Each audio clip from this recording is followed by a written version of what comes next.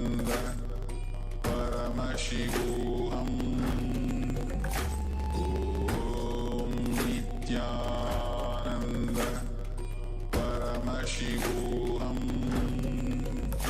Om Nithyananda Paramashivoham Om Nithyananda Paramashivoham Om Nithyananda Paramashivoham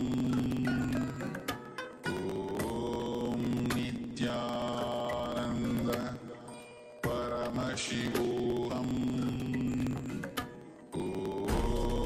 Nithyananda Paramashivoham Om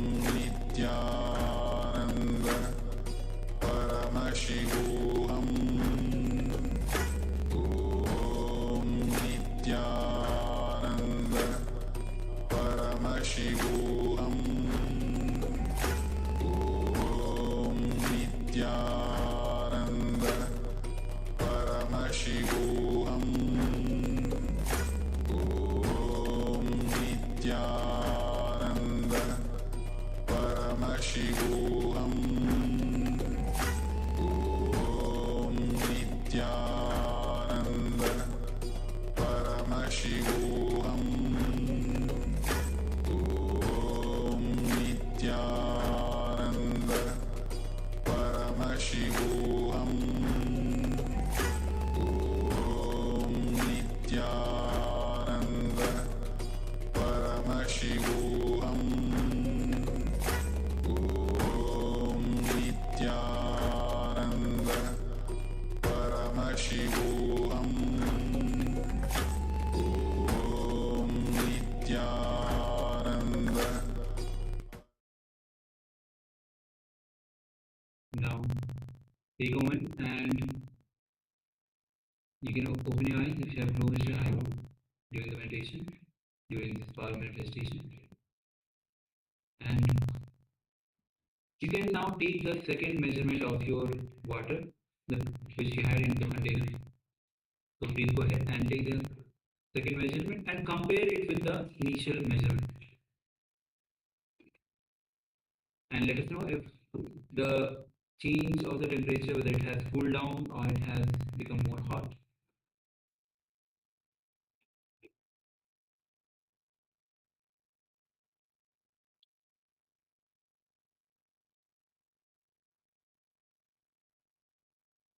Or even if there was if you don't have any device, as Maharaj already mentioned, that you can have just put your finger and just check the temperature and let us know the difference, how you feel.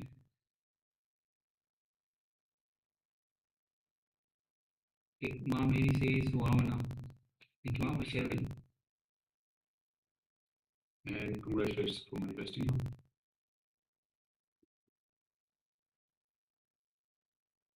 All right. So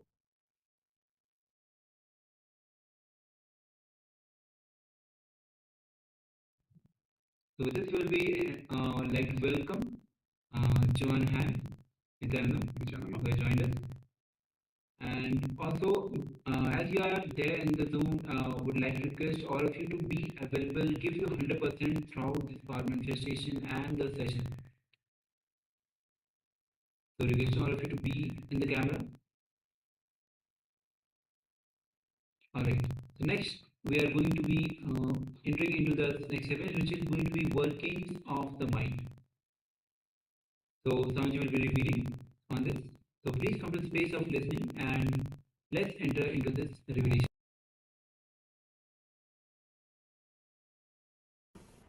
I'm very happy for and I thank for the beautiful introduction and the words given by Dr. Murali Krishna and Dr. Vijaya Marpani.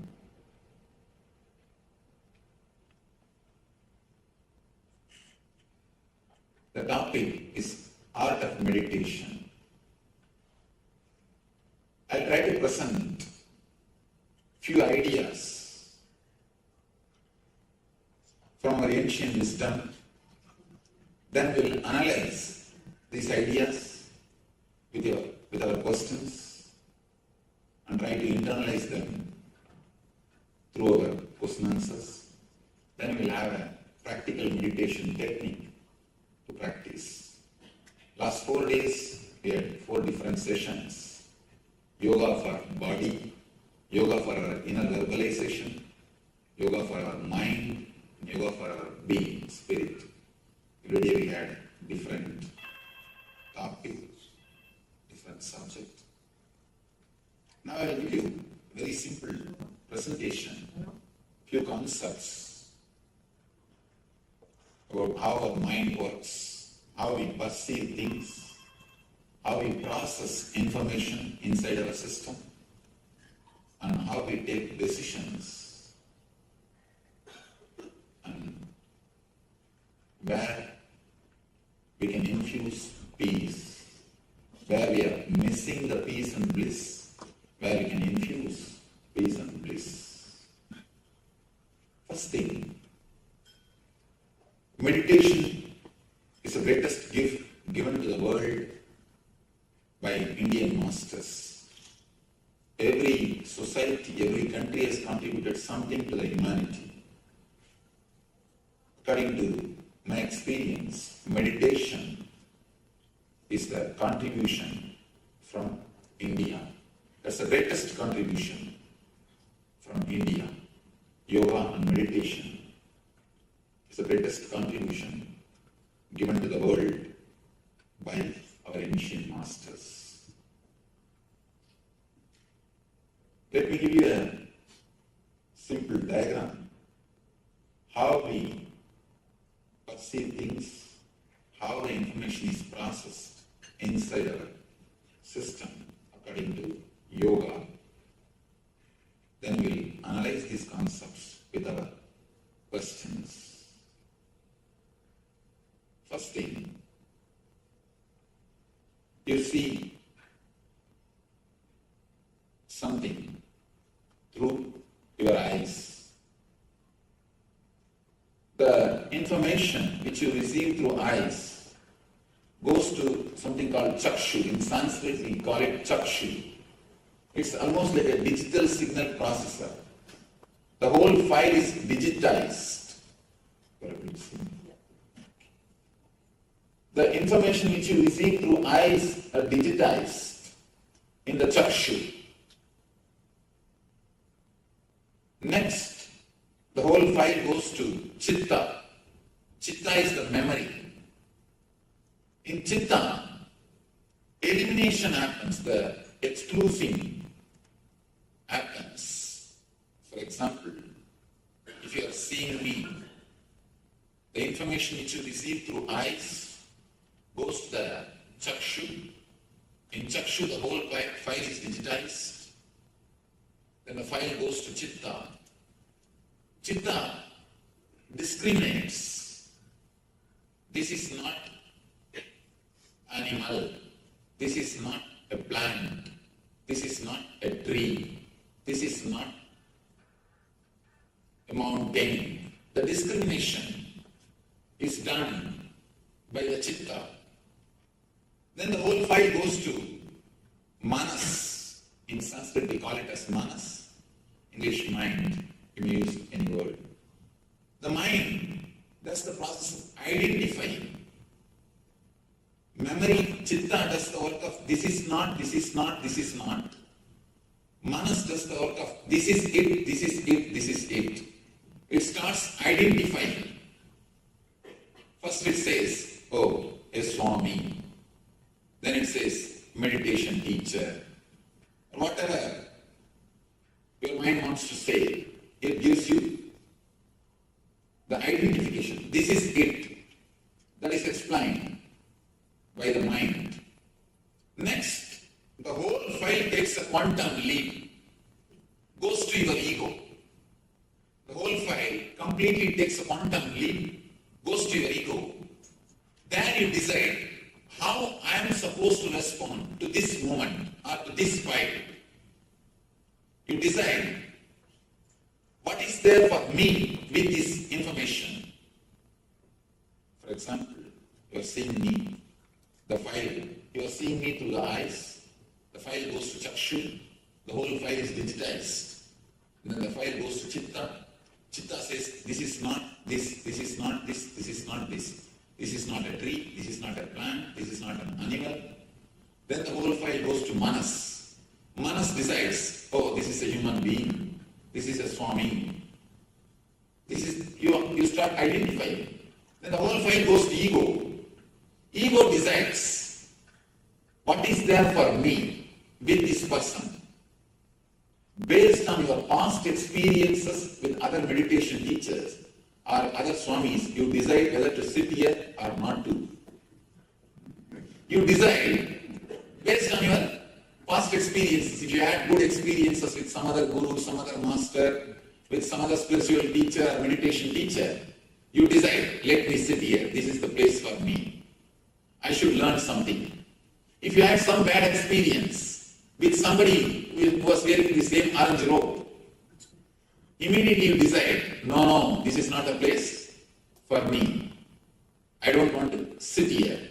That what is there for me, that connection is given by the ahamkar, ego. Then the command comes back to the mind. The command is executed. You start doing what you want to do. One thing, if this whole process, if it is straight, clear, as I explained now, there will be no problem. But it is not completely conscious or straight, as I explained. At one point, you take a different path. Only from I to mind, the process is conscious, straight, which is under your control. As I explained now, it is straight, logical. From I to mind, it is completely logical, no problem. But from mind to ego, it is unconscious. It is not under your control. That is why, logically, if you analyze, you know smoking is injurious to health. According to the information which you receive through senses, according to the process of Chakshu, Chitta, Manas, you know smoking is injurious to your health. But suddenly you decide to smoke. Why? If it is straightforward conscious process, when you know it is not good for your health, naturally you will drop. But we say, no, I know it is not good. But it's a small story. One guy came to me and said, Swamiji, a week ago I read a book which explains the negative impacts on our being by smoking. After that, I stopped. I asked him, oh, you stopped smoking, that's nice. He said, no, Swamiji, I stopped reading like these confusing books. You know, many times you know which is right and wrong, but we are not able to decide with our straight logical data.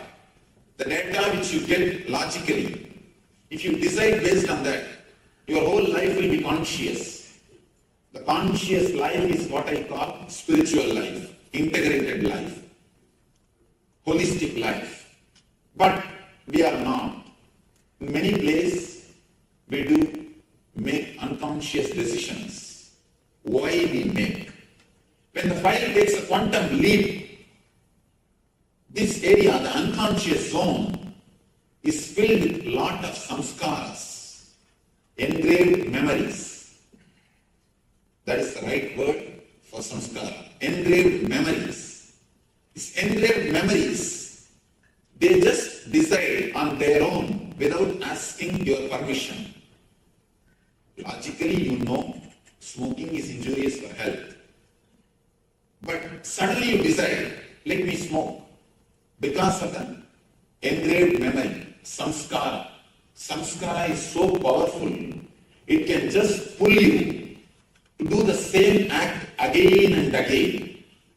It has got tremendous power, force over your being. These samskaras are the root cause for many illnesses. I can say at least all psychosomatic illnesses. Samskaras are the root cause. These samskaras, these engrams, are the reason for our stress. If you see your life, the same incident, the same person will create a different types of response, will create a different emotion in your being at different times. When you are in a good mood, calm mood, the same incident, you will be able to handle it much better way. If you are disturbed, even a small incident, you are totally depressed. You are not able to handle it. It is because of the samskaras. The engrams play a major role in your thinking system. For example, if you are hurt or disturbed by somebody who was wearing white clothes, whenever you see a person wearing white clothes, that engram automatically comes up. That is why, if you are hurt, disturbed in a particular place, when you see that place again, even if that person is not there, you will have that same low mood. You will have that same depression. You will project the same thing in the place. At some time, it's very serious. The major decisions which you make are impacted because of these samskaras. In major decisions, when you take major decisions, very important things in your life, if the samskaras inspire you, you don't even know in which direction you are traveling. You don't even know in which direction you are traveling. Especially some engrams which is deeply recorded inside your being unconsciously. Continuously you repeat them without awareness.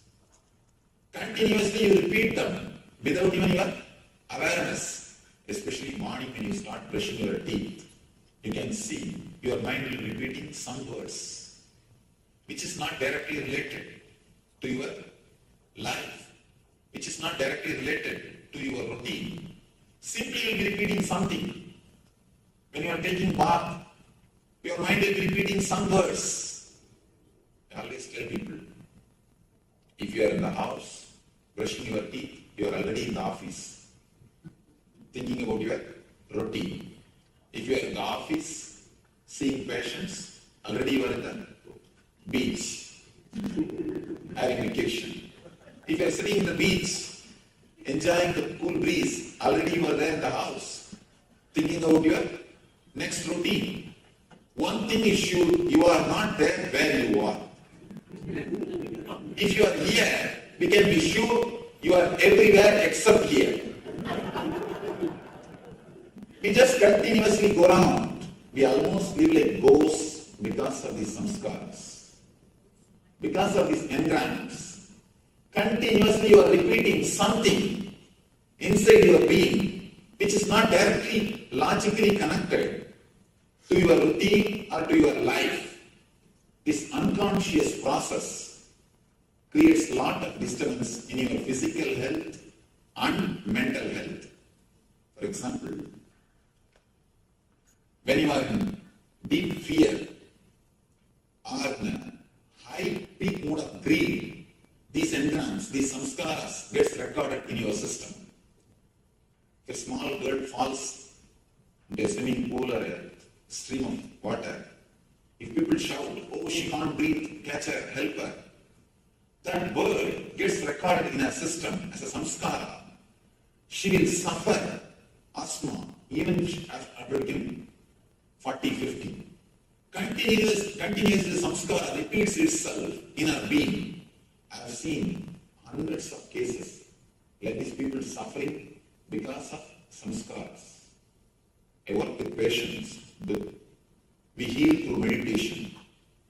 At least in the last 2 years, more than 2,200,000 people had a spiritual healing touch or meditation through our institution. I'm working with lakhs of people. I tell you from my experience, many of the psychosomatic illnesses has got their roots in samskaras. If we can heal this samskara, we can do a very big service to the humanity. The meditation heals the samskaras. Meditation helps you to come out of the samskaras.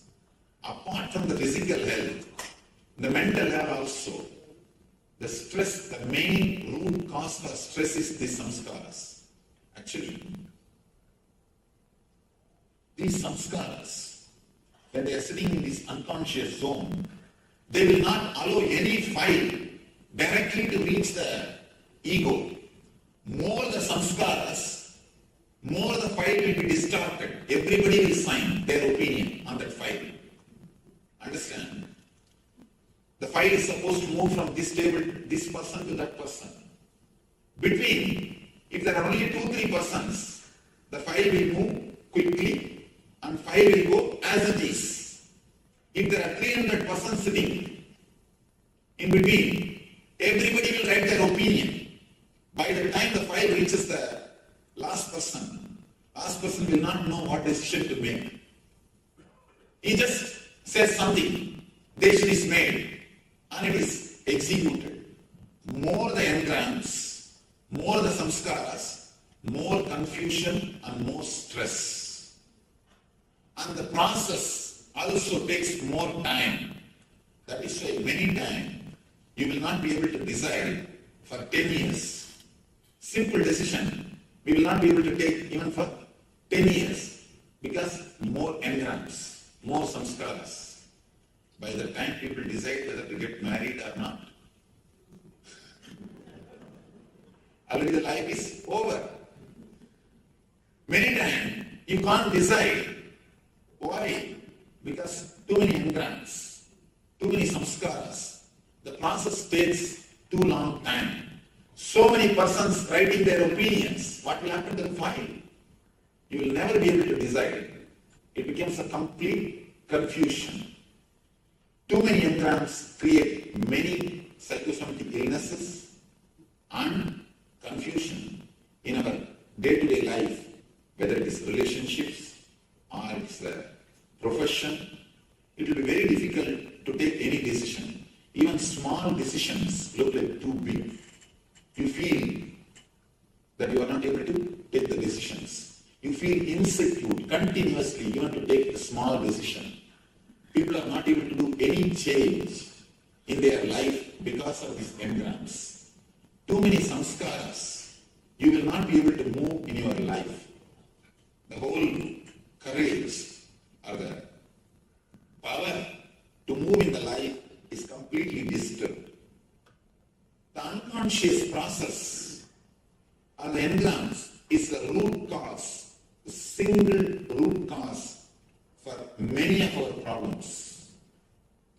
If we can infuse peace, silence into this unconscious zone, the whole unconscious zone becomes conscious zone.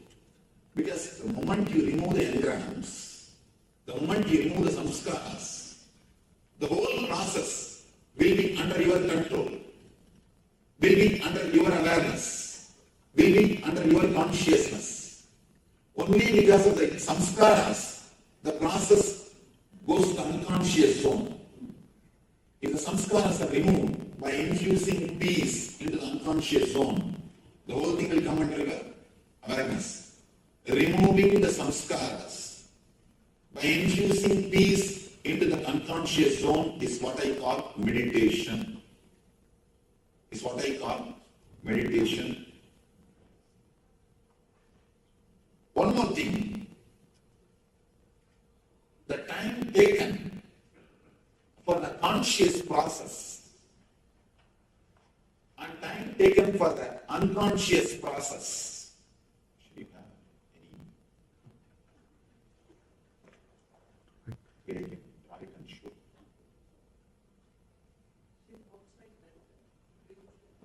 It's okay. I like it. It's okay.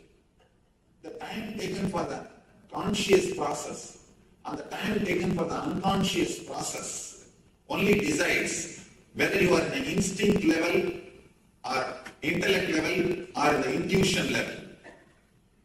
If the time taken for the conscious process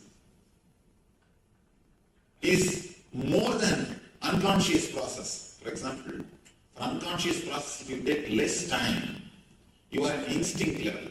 Immediately you choose. Of course, the file goes very late.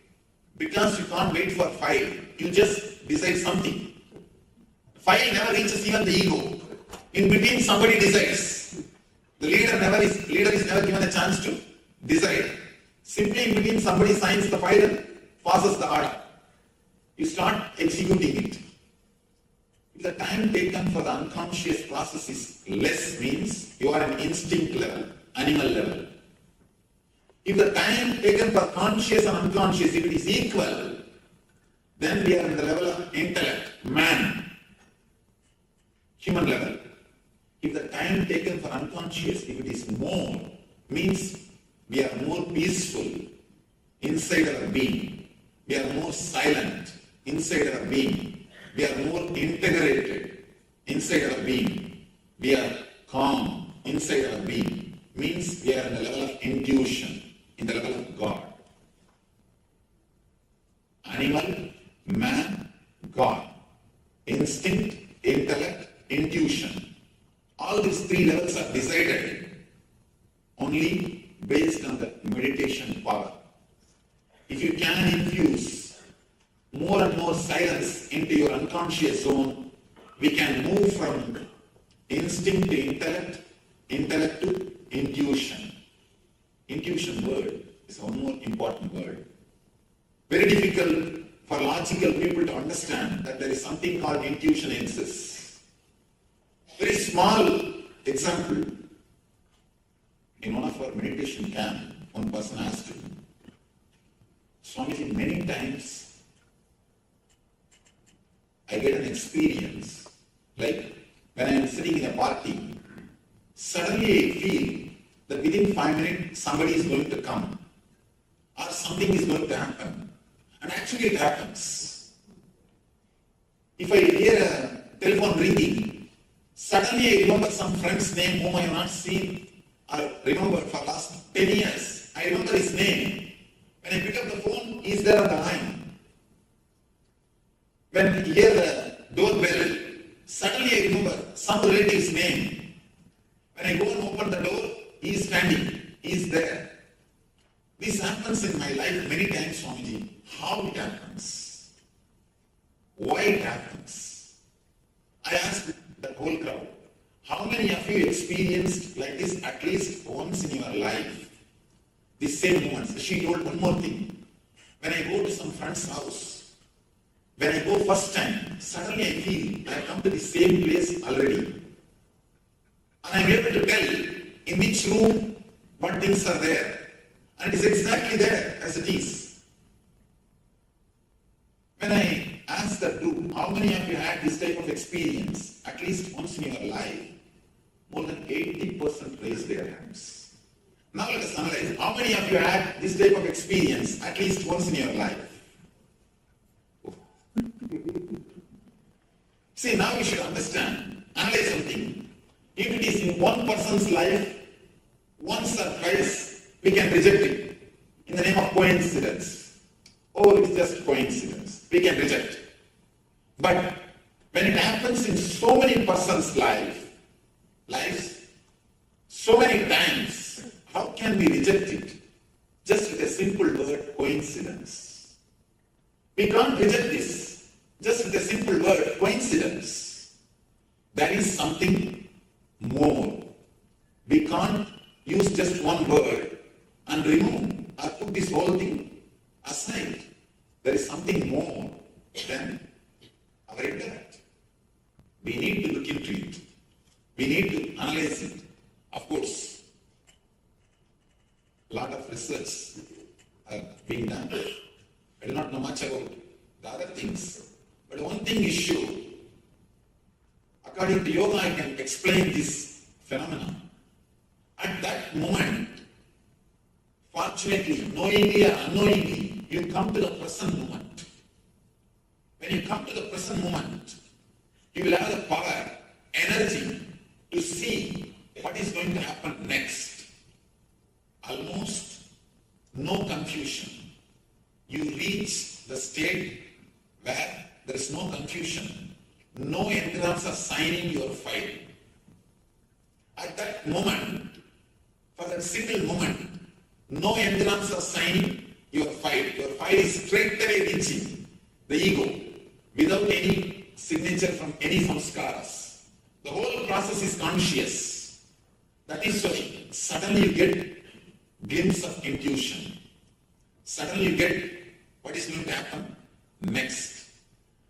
You can stay continuously in the same state by practice. People tell me, Einstein says in one place, logic is a servant, intuition is a gift from higher energy. I tell you, intuition is not just gift. You can make it as a salary. If it is a gift, we have to wait who will give, when they will give, what time, whether it will come or not, we don't know. You can make this as a salary. You can work for it. You can achieve it. You can make it as your life. We can stay in the same state of intuition or same state of ultimate consciousness continuously through meditation. One more thing I want to say, because it's a very important thing for doctors. Yesterday we were analyzing about this subject.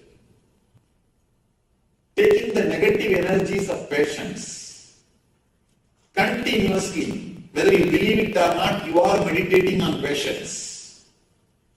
Continuously, you are contemplating on negativities, the problems of the patients. There was a beautiful research which I was reading,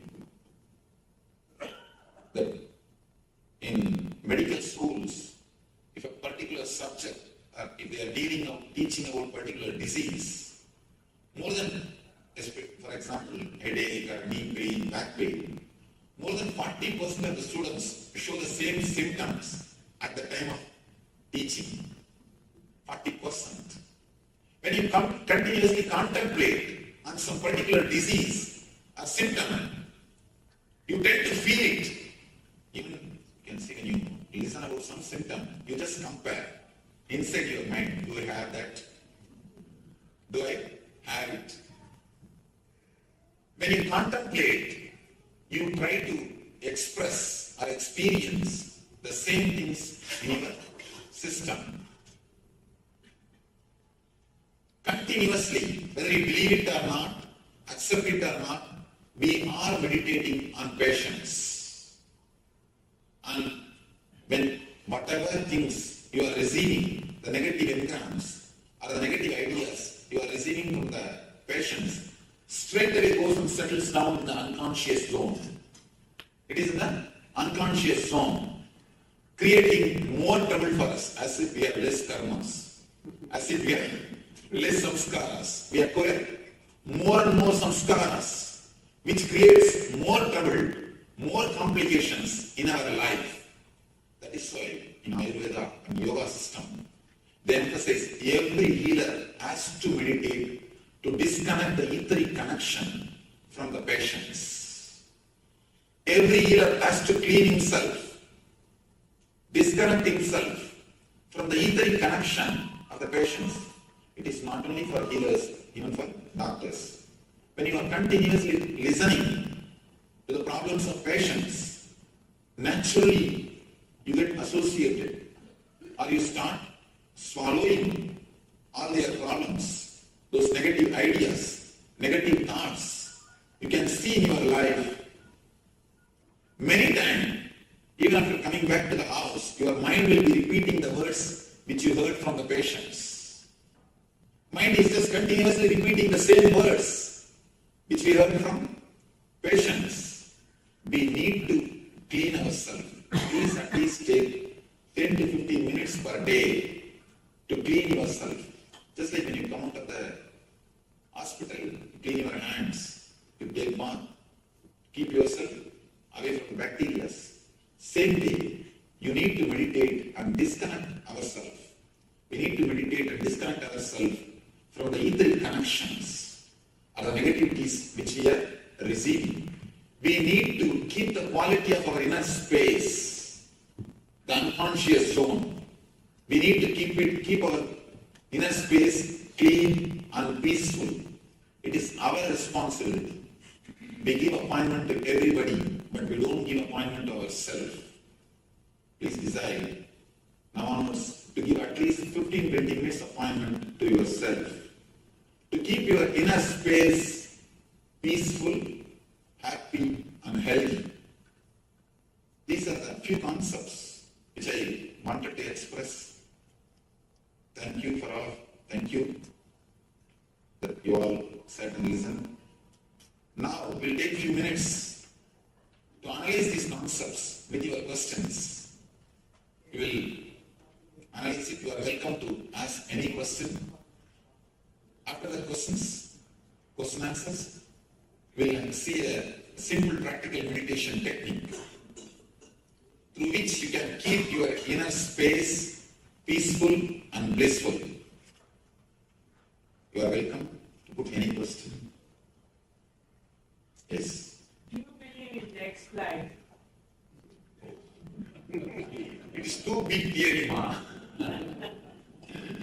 See, let's bother about this life. I always tell people ask me, Swamiji, can you teach me the technique to get the past life memory? I tell them, this 30-40 year life memory itself is haunting us. It is making us mad. We are going crazy. Just these 30-40 years of memories. If we get 60 or 70 more years of memory, what will happen to us? So she's here, she's not here. So, I request, better not to bother about these esoteric things of next life, past life. Let's bother about this life, man. We are not able to live happily this life. Then when we are not able to live happily this life, what are we going to do? By what? Knowing that past life or the next life, people come and ask me, Swamiji, please teach me some technique. I wanted to do the Vashya of the 1800 Kali. There some big devatas. I wanted to see the devata. I wanted to have wounds from the devata. I wanted to see. They come and ask me. I tell them, first learn the technique of how to live happily with the 200 wives, 200 women. When we are not able to live happily with her, what are we going to do? Seeing 1800 women or 1800 Kali and all these things. So I always tell people, better drop too much of esoteric things. Let's come to the day-to-day life. Let's make this life more happy, more blissful. Then later on we can see about all those things. And one thing, even if I answer your question, waste of your time, waste of so many people time, what are we going to do? Next. Yes. I think that we need to understand how the meditation helps, especially with your talk and stuff, and thank Vijay for sharing that experience. I think kind of the gastroenterologists like those how this can be useful. But I wanted to ask, how does the healing touch come into this? Can you explain that? How does that work? That's not a good question. We have 7 energy centers inside our system. Of course, not only the yoga according to Hinduism, even according to yoga according to Buddhism, Tantra, everybody speak about the 7 chakras. I don't think it is exactly the glands which they speak. Maybe the energy related to the gland, the 7 gland. Maybe the some way through energy level they may be relating with the gland. Of course, the traditional belief is that these chakras are only controlling and managing our physical, mental, emotional and spiritual activities. If some of these chakras are disturbed, we fall or we get diseases. If we can heal those chakras, activate those chakras through meditation, naturally disease disappears. We become healthy. If you can do by your own meditation, it is called self-healing. If you take the help of a master who meditates, it is not healing. One question comes here. How can somebody else give energy to us? Of course, in the modern day, a lot of researches are done about this Kirlian photography and all those things. They prove very clearly the energy can be shared. And even if you study deeply Einstein's theory, he says there is no such thing as matter and energy in the end. In the end, he speaks almost like a mystic, as Murali Krishna was mentioning, Dr. Murali Krishna was saying, he's a rishi. Einstein is a rishi. The end of his theory, what he says, E equal to mc square. The same thing is expressed by Isavasya Upanishad. Ishavasyam idam sarvam. Whatever exists is energy. He's almost like a rishi. In the end, he says that there is no such thing as a matter, energy, separating. So when you can give a matter to somebody, why not energy? All you need is a right technique to share. Of course, still we are not able to quantify how much of energy is shared and all those things. That's the reason we are not able to give something like across the table. But one thing is sure, energy can be shared. That much I can be sure.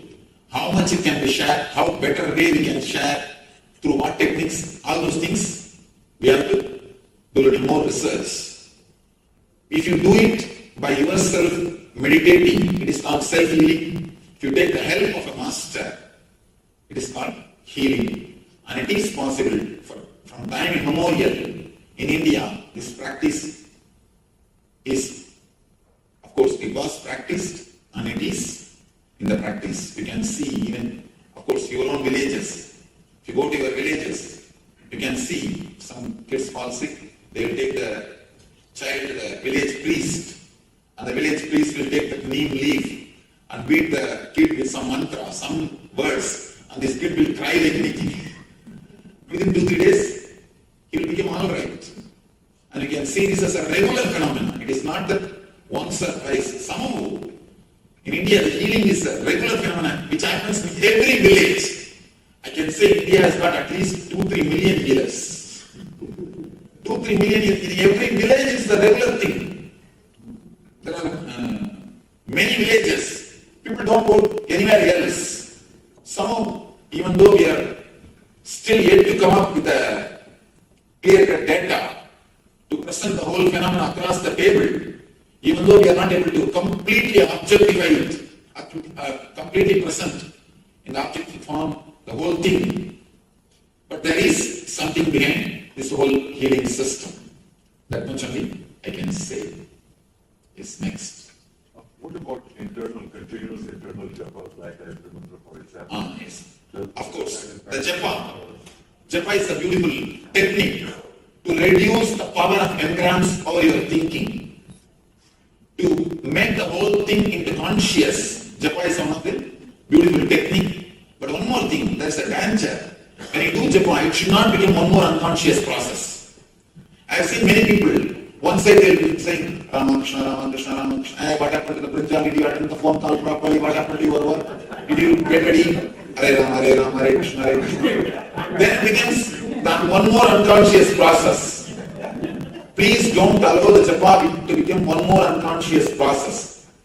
If it is done consciously with awareness, then it helps you to come out of the engrams.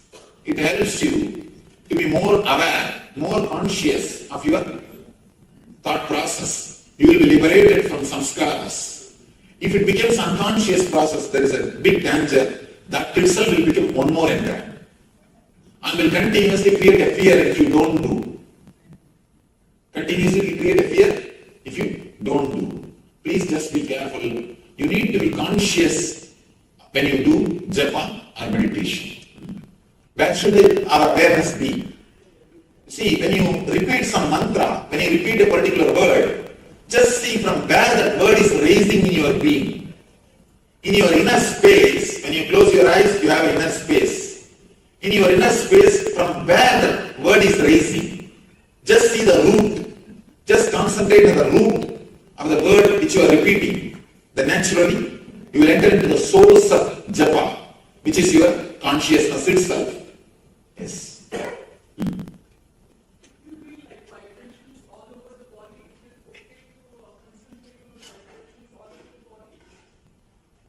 You can see, you can start searching the source of vibrations, from where the vibration starts. Now we will be doing a very small meditation technique to keep our inner space peaceful and blissful. Before that, anyone question? We'll finish that question. When we utter mantras, most of the time it will be in Sanskrit like that. We don't even know what we are uttering, the meaning of it. But then does it have effect on the environment? No problem. There's one thing. She's asking if it is a Sanskrit mantra. We don't even know the meaning, what to do. There is no need for you to know the meaning. If you know the meaning, it's okay.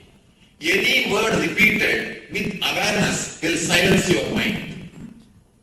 Any word repeated with awareness will make your mind silent. I've seen few people repeating even Coca-Cola. Of course, you need to be aware.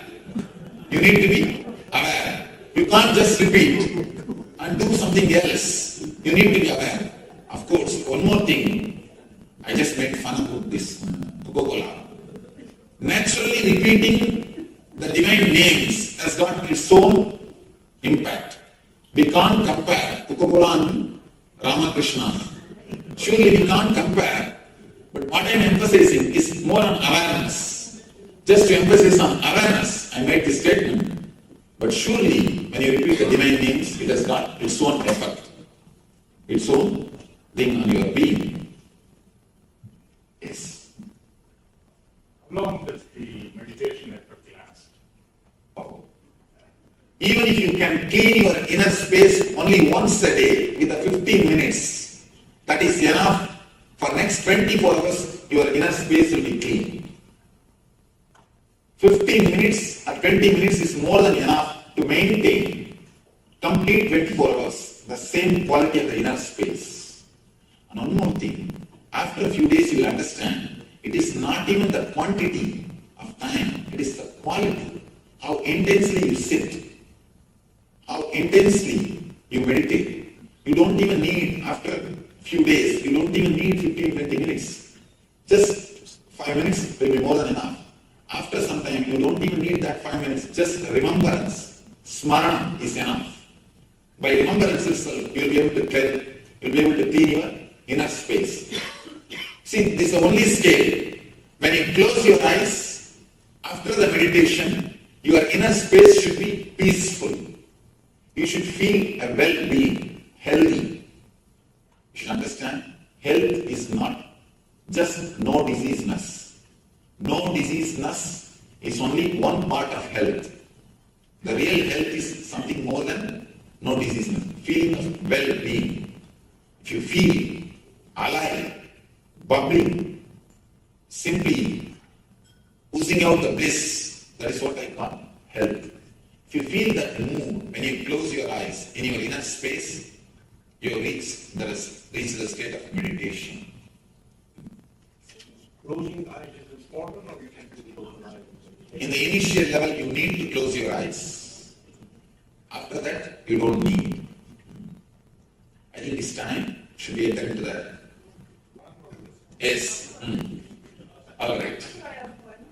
Could you share with the audience what the NSP training is, and that if anyone really wants to get serious about uncovering their engrams, there's the most wonderful program, and everyone should know about it.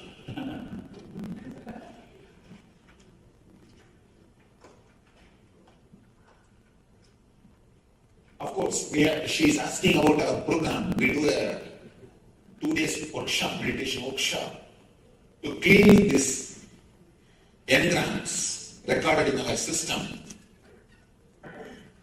which is already into our being, which is not under our control now, which is there already.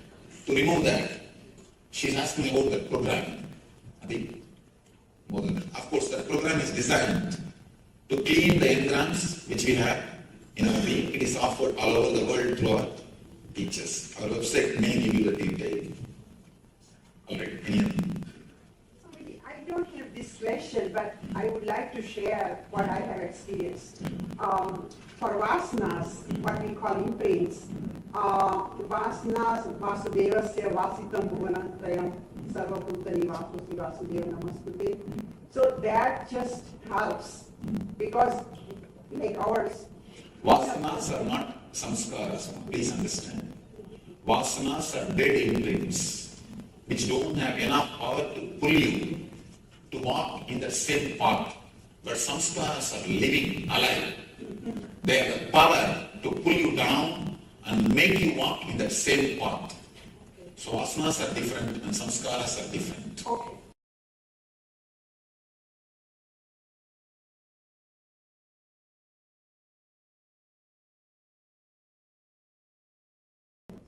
I think I'll give the instruction, we'll do it only for a few minutes.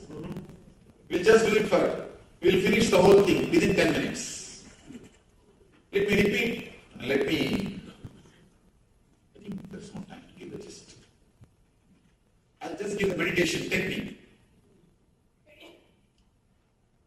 4 instructions, this is from Tibetan Buddhism. This technique is very powerful technique. 4 instructions. Sitting straight, the first instruction. You can sit in the sofa or chair, anywhere, no problem. But your head, neck, backbone should be in a straight line. Second instruction, closing the eyes. Please understand, when I say close your eyes, I don't mean just closing your eyelids. Something more has to be done. Usually, when you open your eyes, you will see all these things. When you close your eyes, you will see all these things in your inner space. Now that also has to be stopped. How to? Just for 30 seconds. Just for 30 seconds or 1 minute. Create little pressure on your eyeballs mentally. Not physically, mentally. If you can create little pressure, or if you just press the eyelids, inside the inner visualizations will come down.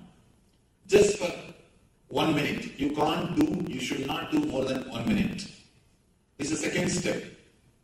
To disconnect yourself, to purify the inner space. Please don't do it physically through your hands, by your hands. Do it mentally. This is the second step. Third step, please understand. First, you can listen the instructions, then we can do it. Third step, creating a loud humming sound. Loud humming sound in your inner space. Don't allow any thought to come in your inner space. Just create loud humming. The humming itself will take care. Automatically thoughts will disappear. Just create loud humming sound. Let me show you how.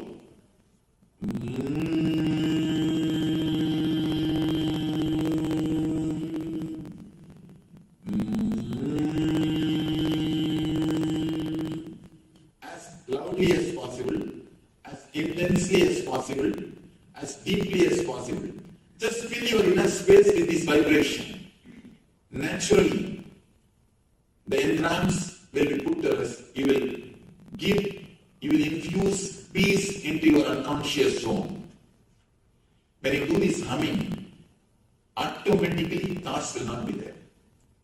Do this humming for 20 minutes.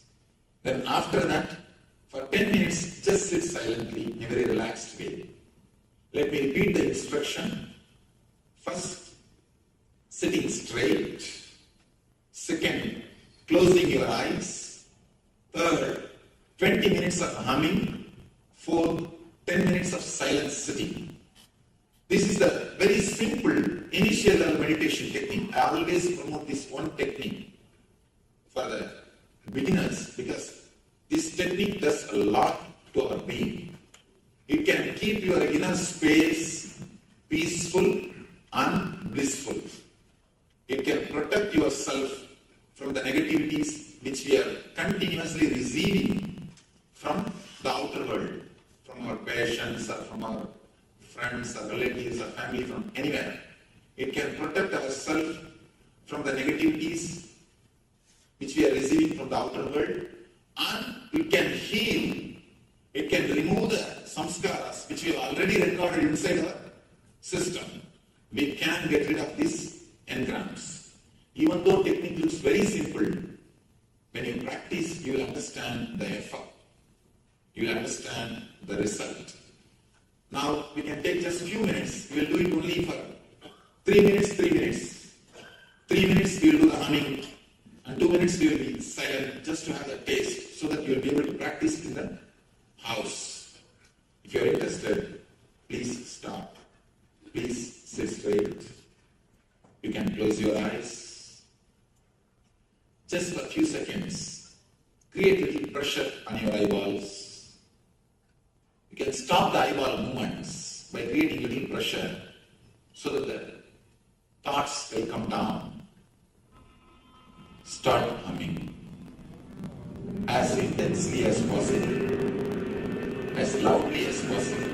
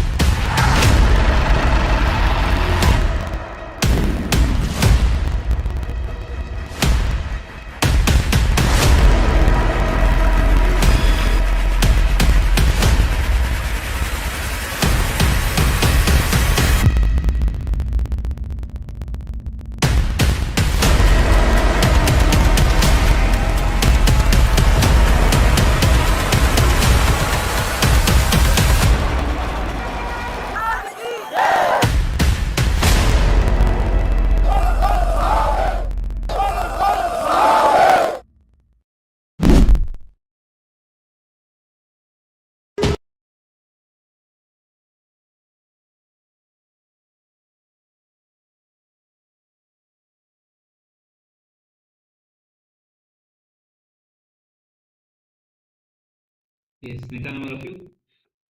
So this Maha Mantra meditation, a strong humming. The moment you start humming, all the inner chatter that goes on continuously. And Swami said very beautifully, all the disease that we have, all the sufferings that we have, all the pains that we have, is all because of the inner chattering. The moment you start this Maha Mantra meditation, and with intensity as you do this Maha Mantra meditation, all the inner chatter that goes on and creates suffering in you, inner chatter just drops down and you are healed with so many troubles, so many sufferings that you go through. And I remember Sanji was saying in one of the early satsang, he was saying that he himself practices this technique, and because of that, he's active 20 hours a day. Imagine. With this, we would like to invite, welcome Prabjot Singh, who has joined us. Welcome. Yes. All right. So we just finished the meditation for working on the mind. Next, we are going to work on the Samji guiding us through the Kriya for the arthritis. Yes, and Swamiji says arthritis is a very complicated disease. So Swamiji has created a set of 108 kriyas, 108 kriyas for different ailments, different diseases. So this is just one of those diseases. Swamiji has personally tested and given these kriyas to us, and he's infused his superconscious energy in these kriyas as well. So requesting everyone that hasn't got the cameras switched on just yet, please switch on your cameras to receive the Supreme Pontiff of Hinduism. So these are guided kriyas, personally guided by the Supreme Pontiff of Hinduism. It is like a darshan. It is in a way a darshan. We receive the superconscious energy of the Supreme Pontiff of Hinduism. It is best received by being on camera. So requesting everyone please be on camera. And also, you in the kriyas, you will need a little bit of space. You will need a bit of space because you'll include some asanas, some breathing exercise, and meditation and visualization. So all of these, you'll need to make sure that you have a little bit of space to perform these. And also, please make sure you're not disturbed during this kriya. And of course, the kriya for arthritis, as Swamiji said, it is like a complicated disease, so it requires quite a little bit of work. So it's a little bit of longer kriya, but it is not just for arthritis, because there are so many benefits of performing this kriya. So it's not just if you have arthritis, you should do this kriya, although you should if you do have the arthritis. But even if you don't have arthritis, it brings so much health and well-being to the body. So let us all get ready for this kriya, and let us first of all sit comfortably with our head, neck, and spine. Swamiji will guide us further, and bring your entire awareness, your full attention to this kriya. Let's begin.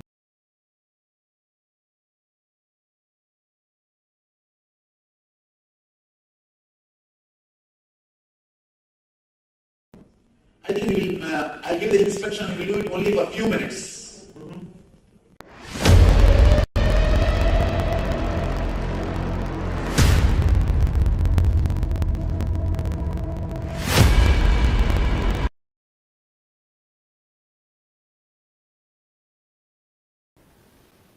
Please understand, this is a powerful kriya, cure for arthritis.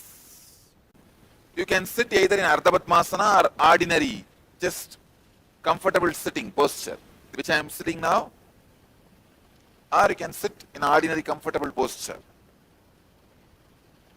Bhuda Sutti Kumpaka. Please understand the first step. Bhuda Sutti Kumpaka.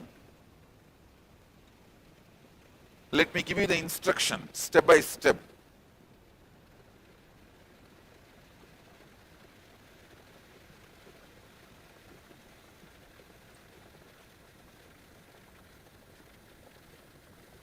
Inhale as slowly as possible. Hold the breath judiciously as long as possible.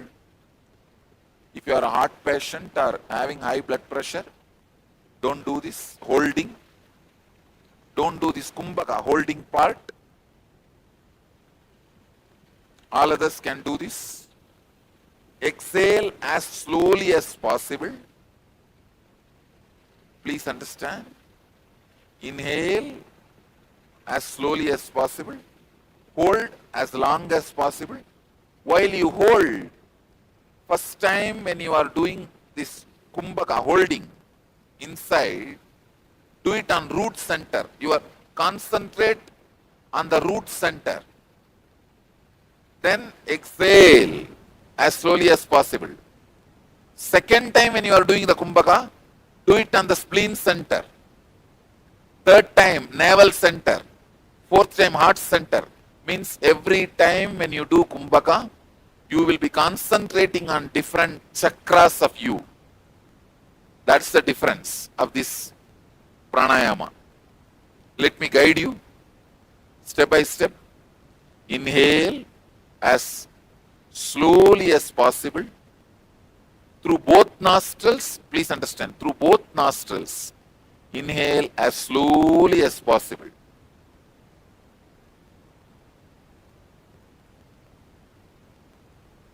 When you feel full, hold using your fingers, both nostrils. Concentrate on your root center, end of the backbone, spine.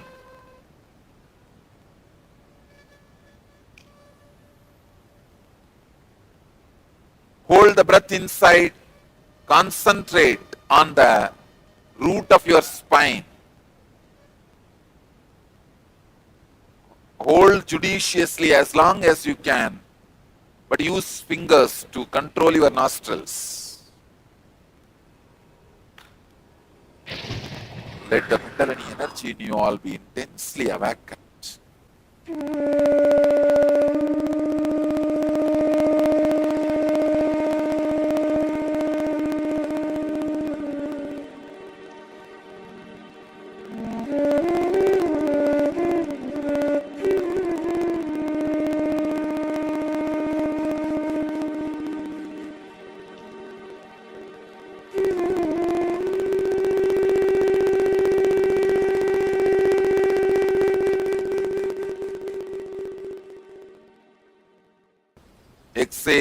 slowly, very slowly.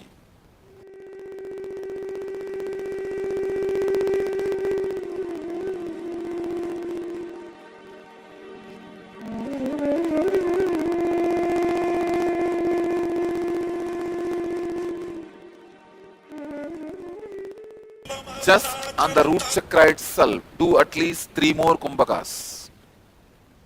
Same thing, inhale, hold, and concentrate on the root chakra itself. Do this 3-4 times so that your energy in the root chakra is awakened. Then we'll go to the next center. Do this 3 times.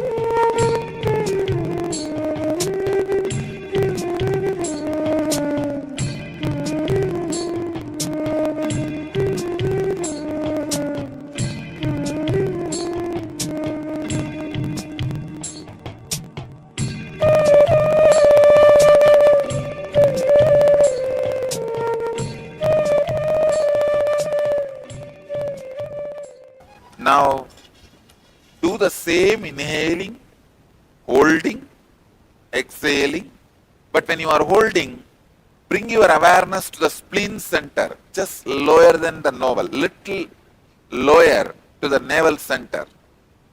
2 inches below the navel center is your Swadhisthana, spleen chakra. Bring your awareness to the spleen while you are holding the breath. Do this at least 3 times. Start. Inhale as slowly as possible. Hold the breath and bring your awareness to the spleen center.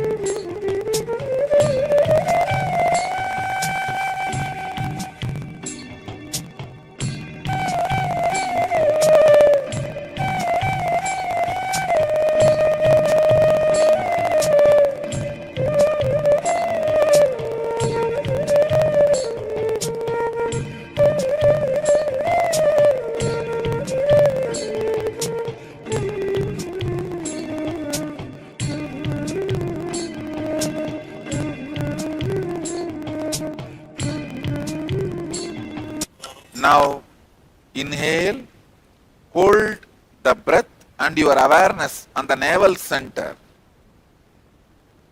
judiciously as long as you can, then exhale slowly. Do this 3 times on your navel center. Let your awareness be concentrated on navel center.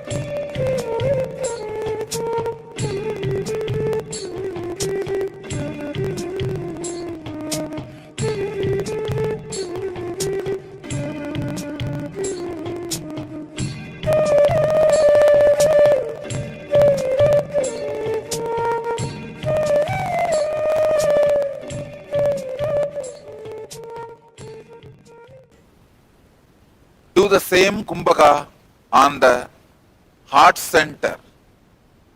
Bring your awareness to the heart.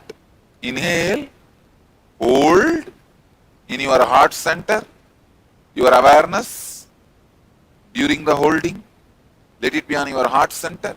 Then exhale as slowly as possible. Do this 3 times.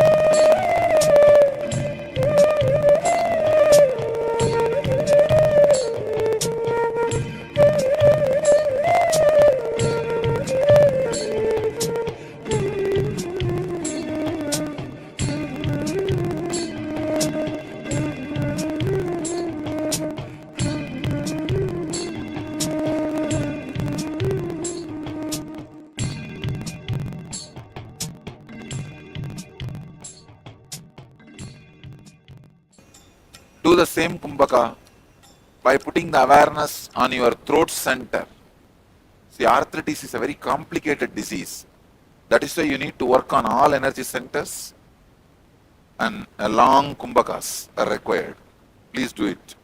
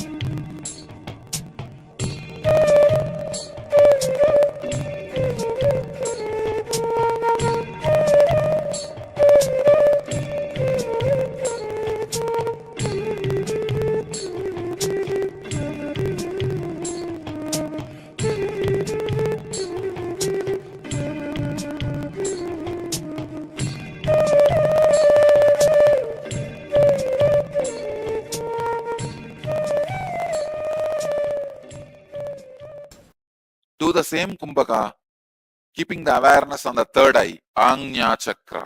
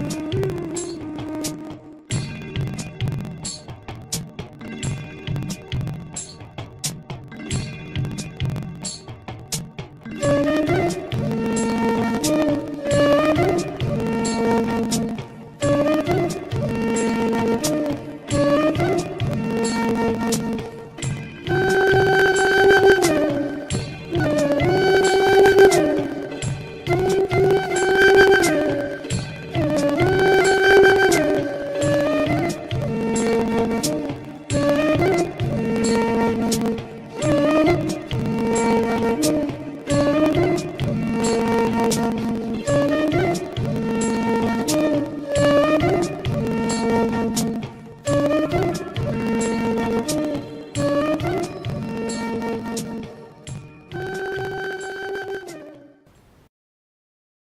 me give you the instruction. This is from Kumbhaka Patati, 169th verse.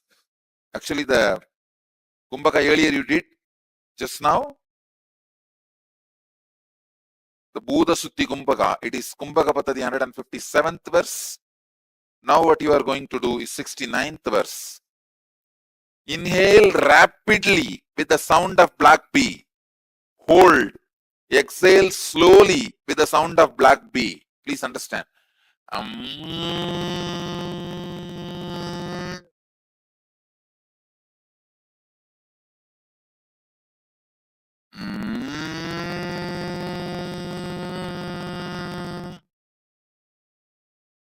Inhale rapidly with the sound of a black bee. Hold as long as you can judiciously, and then exhale rapidly with the sound of black bee. Do this Pramari Kumbhaka 21 times. It will awaken your every muscle. Your every muscle will be awakened.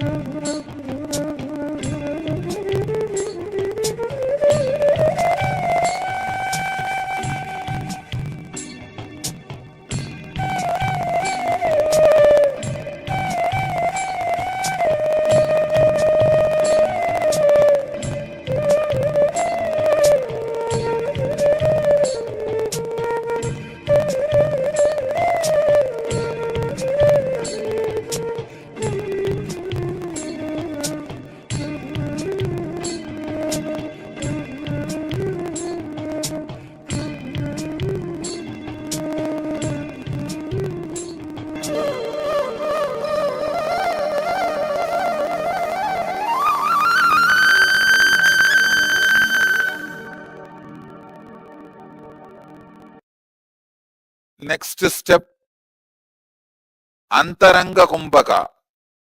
Hold the breath after suddenly exhaling, then hold the breath after suddenly inhaling. This is from Kumbhaka Paddhati 168th verse. Let me show you.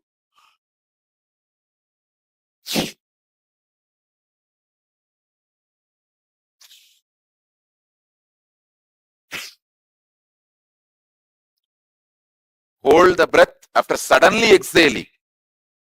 Suddenly exhale and hold as long as you can. Then suddenly inhale and hold as long as you can. Then suddenly exhale and hold as long as you can. Please do this 21 times. This will pump so much of prana into your muscles. This will remove any pains.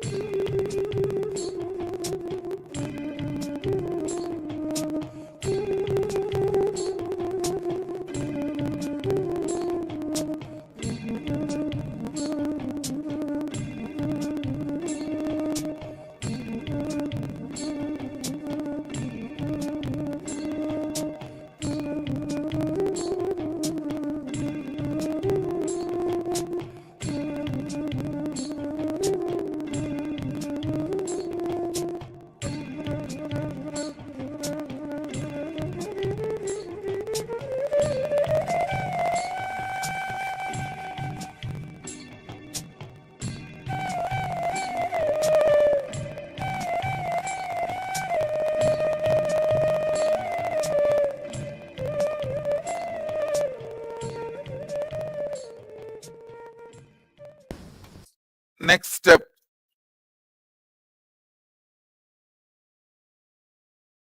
Bastrika. This is from Garanda Samhita, 5th Upadesha, 75, 6, 7 slokas.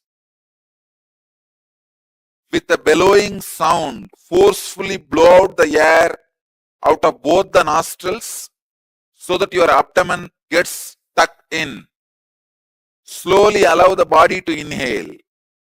Repeat the cycle. Let me show you.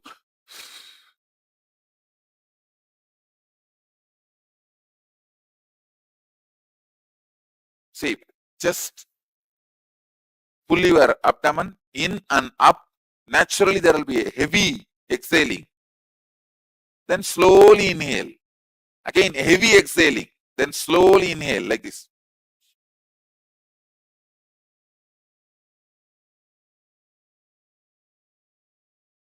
Heavy exhaling by pulling the lower abdomen in and up.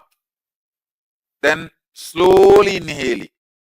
Do this 21 times.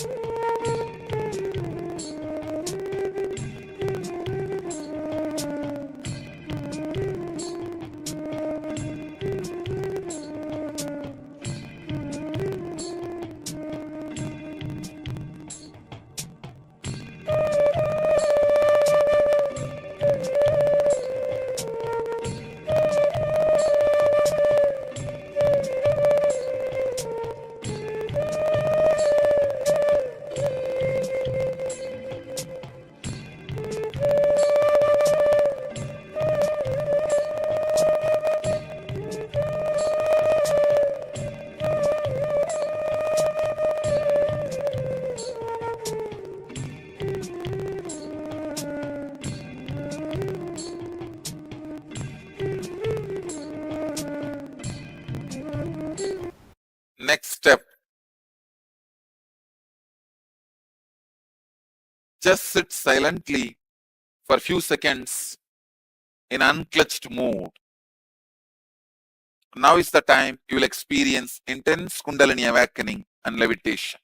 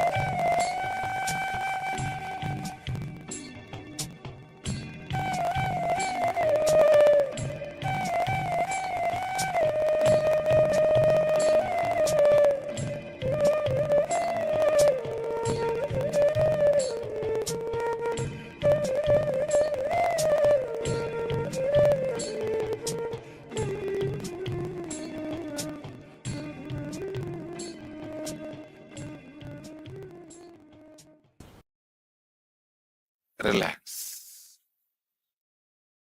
It's a powerful Kriya.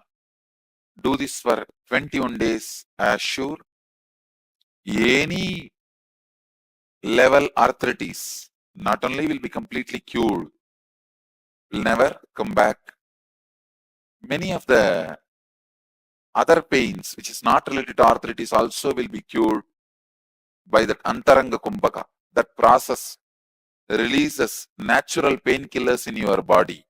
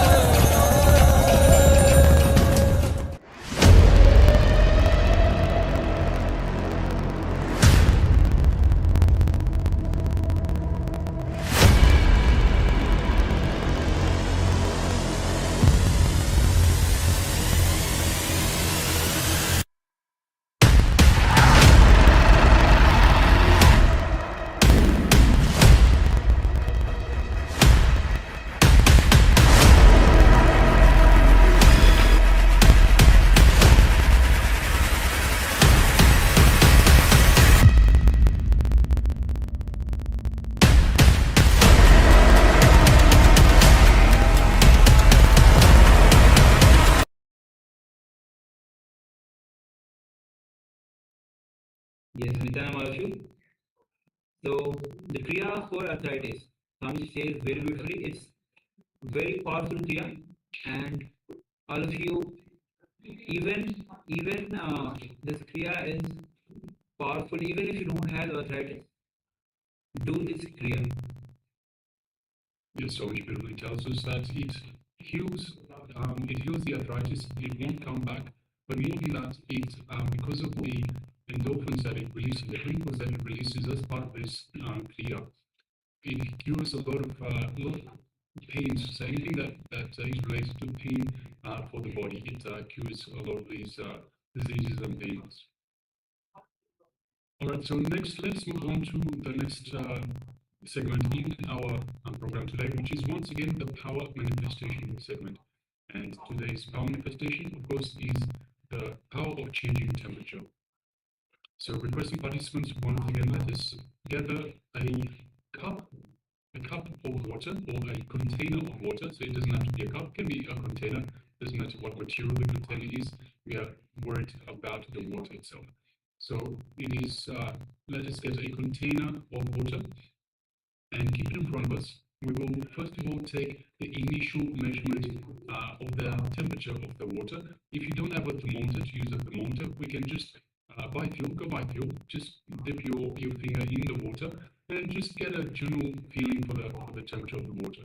Later on, after we affect the temperature of the water, we will once again use the same method, whether thermometer, by feel, perhaps even by drinking, and understand and get an understanding of whether the water is now warmer, colder, or the same. So requesting participants, first of all, let us have the container of water ready. And as mentioned, it doesn't have to be a big container, it can be a cup, it can be a plastic container, it can be anything at all. So once we have the container of water in front of us, just give us a thumbs up so now we can go ahead.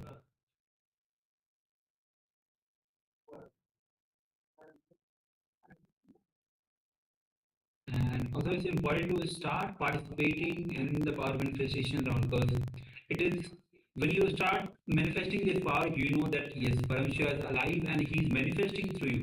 And that peak possibility to have that super conscious breakthrough exists for me also. That you start to feel by experience when you start to manifest this power. Otherwise, Paramashiva is there, but when you start manifesting, you know that yes, even I have the possibility, I have that big potential to manifest, to let Paramashiva flow through you. So go on manifesting the power. And this is another one of those exciting power manifestations that you can actually see, you can actually touch. So by touch, you can feel if the temperature has increased or decreased. And of course, you can use this in practical applications in life. Let's say, for example, you're feeling feverish, you have a fever, high temperature. You can always use this power to reduce the temperature of the body. So there's applications that you can use in everyday life. All right, so let us move ahead. Once you have the container of water in front of you, let us sit comfortably with the head, neck, and spine in a straight line. You can keep your eyes closed or keep them open as you wish. Let us just bring our awareness to our inner space, the Ananda Kanda, located just below the heart center.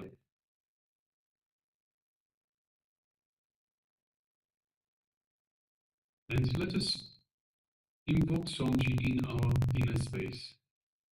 Just the mere remembrance of Swamiji, remembrance of your favorite murti, your favorite image of Swamiji, your favorite photograph of Swamiji in your inner space, invokes him in our inner space, in our Ananda Kanda.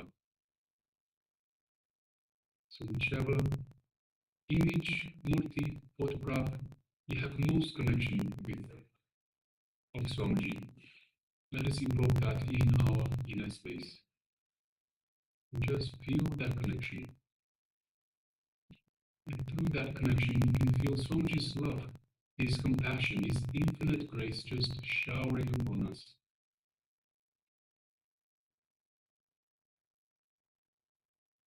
Just sit and enjoy this feeling as you are being showered by Swamiji in love and compassion.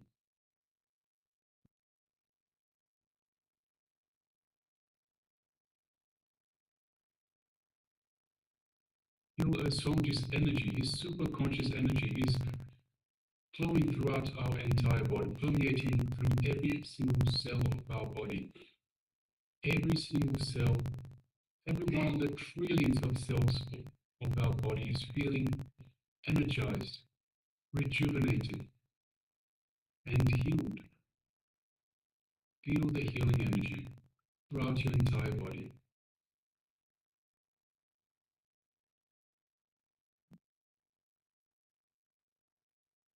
Feel the space of oneness with Swamiji. You are one with Swamiji. You are in oneness with Swamiji in your inner space. That is the only truth. Anything else is not reality. Unclutch from anything else, any other ideas, distractions, thoughts. It is just you and Swamiji in your inner space, in oneness.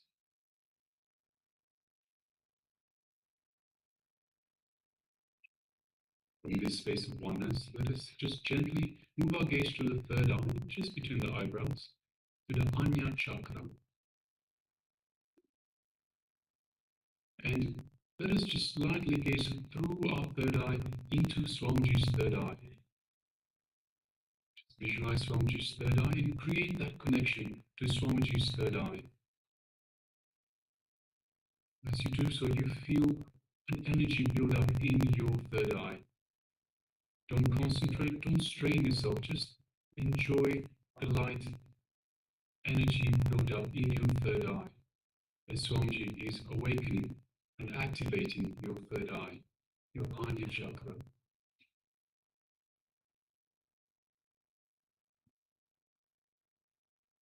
Now let us make a strong intention, strong declaration to decrease the temperature of the water. So previously we increased the temperature, now let us decrease the temperature of the water.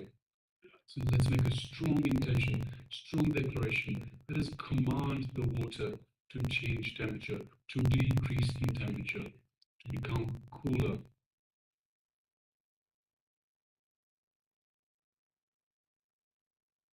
And know that this is the only reality. Your intention is the only reality.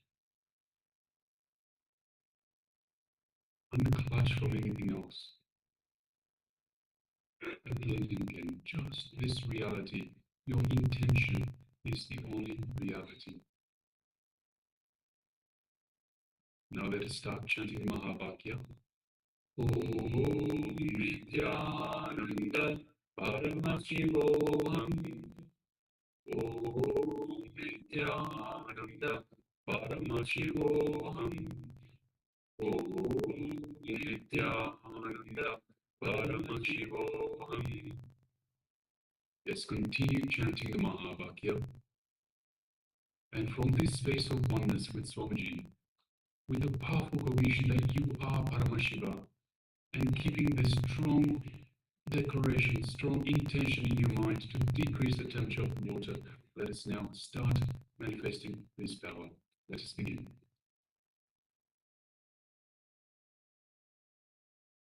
Om Nithyananda